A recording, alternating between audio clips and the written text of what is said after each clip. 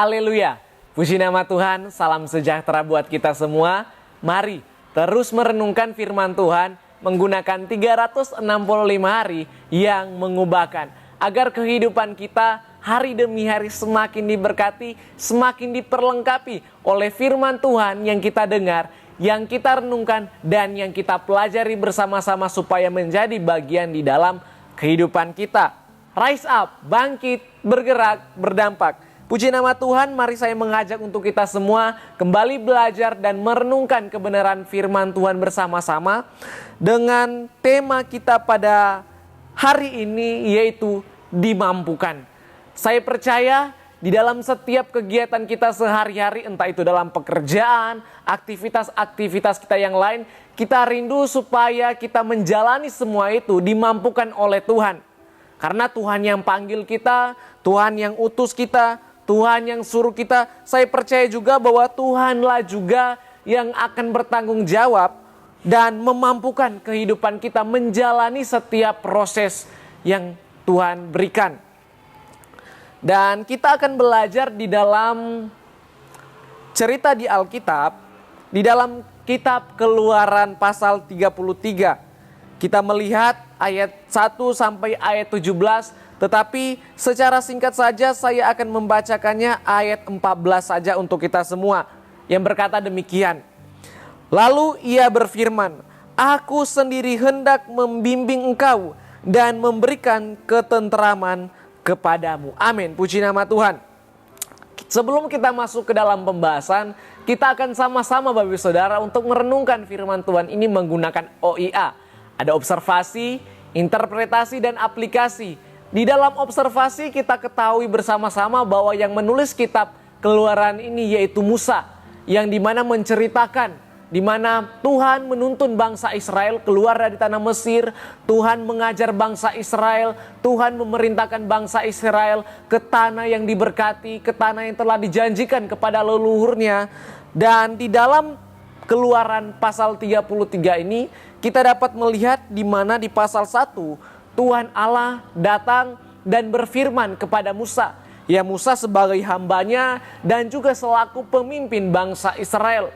Di mana Tuhan memerintahkan Musa untuk membawa bangsa Israel ke tanah perjanjian. Nah, tanah perjanjian ini sudah dijanjikan terlebih dahulu kepada Abraham, Ishak, dan Yakub. Dan Tuhan ingin supaya bangsa Israel pergi ke sana. Dan juga kita dapat melihat di tanah perjanjian itu ada kebutuhan-kebutuhan pokok mereka terpenuhi, Bapak Saudara. Dan mereka pada waktu itu sedang berada di padang gurun.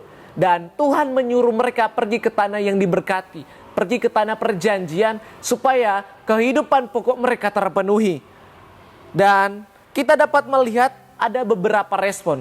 Pertama, respon dari Musa, di mana respon Musa menunjukkan kelemahannya sebagai manusia. Di dalam ayat 12 Musa berkata demikian, "Kepada Tuhan, siapakah yang akan kau utus bersama-sama dengan aku?" Dia mengatakan ini atau Musa merasa tidak bisa. Musa merasa tidak mampu sendiri untuk membawa bangsa Israel ke tanah perjanjian. Karena jarak tempuh sangat jauh dari padang gurun ke tanah perjanjian. Dan untuk membawa bangsa Israel yang terkenal sebagai bangsa yang tegar tengkuk, Musa merasa ia tidak mampu. Musa merasa ia tidak bisa. Oleh sebab itu dia berkata, siapa yang akan Tuhan utus untuk bersama-sama dengan dia untuk membawa bangsa Israel keluar dari tanah Mesir. Kemudian juga kita dapat melihat yang kedua. Di dalam ayat 13 Musa berkata begini, "Beritahukanlah kiranya jalanmu kepadaku." Musa meminta petunjuk daripada Tuhan. Tandanya pengetahuan Musa tidak cukup untuk melaksanakan perintah Tuhan. Apa yang Musa tahu tidak cukup untuk membawa bangsa Israel keluar pergi ke tanah perjanjian. Dan yang ketiga, kelemahan Musa di ayat 15 ia berkata, "Jika engkau sendiri tidak membimbing kami, janganlah suruh kami berangkat dari sini." Di dalam ayat ini jelas-jelas Musa merasa takut kalau berjalan tanpa penyertaan Tuhan. Musa mengerti bahwa tanpa Tuhan ia tidak mampu. ia tidak bisa menjalani perintah Tuhan. Tanpa Tuhan, ia tidak bisa melakukan firman Tuhan dengan sepenuhnya. Oleh sebab itu dia berkata, jika engkau sendiri tidak membimbing kami. Dia butuh pimpinan Tuhan, ia butuh bimbingan daripada Tuhan, ia butuh penyertaan Tuhan. Oleh sebab itu pasal 33 ini judul perikopnya Musa meminta penyertaan Tuhan. Bapak ibu saudara yang dikasih oleh Tuhan, di dalam setiap yang Musa ungkapkan ini kepada Tuhan, respon Tuhan Allah di mana Tuhan Allah memampukan Musa dengan Tuhan berjanji kepadanya. Di ayat 14 berkata demikian, menjadi ayat pokok kita. Lalu ia berfirman, Tuhan berfirman kepada Musa, aku sendiri hendak membimbing engkau dan memberikan ketenteraman kepadamu. Tuhan sendiri yang turun tangan, membimbing, menyertai, bahkan memberikan ketenteraman bagi Musa. Lalu kemudian yang kedua di dalam ayat 17, Tuhan Allah berkata seperti ini. Saya mengutip kata-kata seperti ini. Juga hal yang telah kau katakan ini akan kulakukan. Permintaan spesifik dari Musa, Tuhan menjawabnya. Kenapa Tuhan menjawab langsung permintaan Musa? Karena di dalam ayat 17 mengatakan demikian. Karena engkau, yaitu Musa, telah mendapat kasih karunia di hadapanku dan aku mengenal engkau. Tuhan Allah menjawab permintaan Musa karena Musa mendapat kasih karunia. Karena Tuhan mengenal Musa.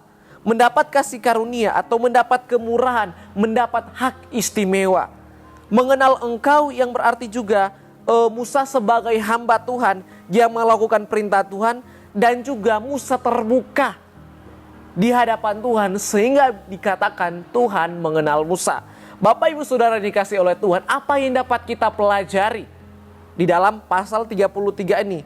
Yang pertama, firman Tuhan mengenai perintah harus dilaksanakan untuk menerima berkat yang telah disediakan oleh Tuhan. Saya ulangi sekali lagi, firman Tuhan mengenai perintah harus dilaksanakan untuk menerima berkat yang telah Tuhan sediakan. Di dalam ayat 1 dan ayat 3 saya akan membacakannya untuk kita semua. Berfirmanlah Tuhan kepada Musa, pergilah, berjalanlah dari sini engkau dan bangsa itu yang telah kau pimpin keluar dari tanah Mesir ke negeri yang telah kujanjikan dengan sumpah kepada Abraham, Ishak dan Yakub. Demikian, kepada keturunanmu lah akan kuberikan negeri ini. Ayat 3, yakni ke suatu negeri yang berlimpah-limpah susu dan madu. Sampai di situ saja Bapak Ibu Saudara. Di negeri itu di negeri yang Tuhan perintahkan supaya mereka pergi ke sana, terdapat susu dan madu yang melimpah, yang dapat kita artikan sebagai berkat yang sesuai dengan kebutuhan pokok manusia yang Tuhan telah sediakan untuk mereka menerimanya. Berkat kalau kita apa yang dapat kita pelajari kalau dalam kehidupan kita sehari-hari, yaitu berkat telah disediakan bagi kita. Allah telah menyediakan berkat-berkat di dalam kehidupan kita masing-masing. Tetapi pertanyaannya, apakah kita mau melangkah untuk menuju berkat tersebut? Harus ada tindakan untuk kita pergi kepada berkat tersebut. Harus ada tindakan untuk kita menerima berkat tersebut. Saya berikan satu contoh. Kita diperintahkan untuk kita diajarkan dan kita belajar melalui firman Tuhan supaya kita mempunyai pengendalian diri. Kenapa kita harus mempunyai pengendalian diri? Karena ketika kita mengendalikan diri tentunya ada berkat-berkat yang telah disediakan. Salah satunya hubungan kita menjadi baik, kehidupan kita memiliki damai sejahtera, dan banyak hal lainnya yang kita dapati. Itu juga merupakan berkat yang kita terima. Dalam proses kita mau melangkah, dalam proses kita mau melakukan firman Tuhan, ada Tuhan yang akan memampukan kita supaya kita sampai pada tujuan yang kita tuju melakukan firman Tuhan. Lalu kemudian yang kedua Bapak Saudara yang dapat kita pelajari. Kita sepakat bahwa manusia memiliki keterbatasan.